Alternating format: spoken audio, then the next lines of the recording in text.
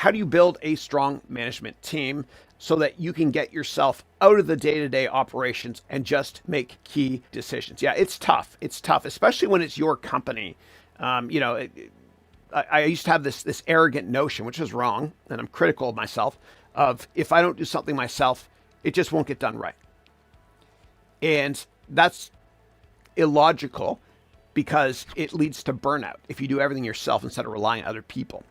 And so I realized that when I was thinking that, not only was it wrong and hurting my business and my personal life because I'd be doing everything myself, but it was a reflection of me not hiring the right people.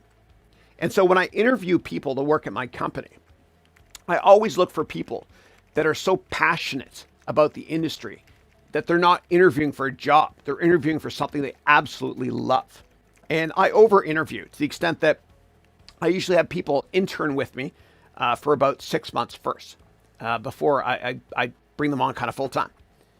And the reason is because all it takes is one bad apple, one bad hire to destroy the culture of an entire company. So I over-interview. And I make sure the people that get the job ultimately are team players. They're not bullies. There's a no bully policy in my companies always.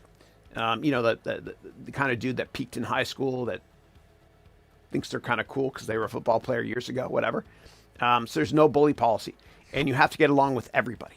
And I'm a 6-month interview, basically. So I never have mistakes, hardly ever. And I teach a lot of management techniques as well in my MBA program.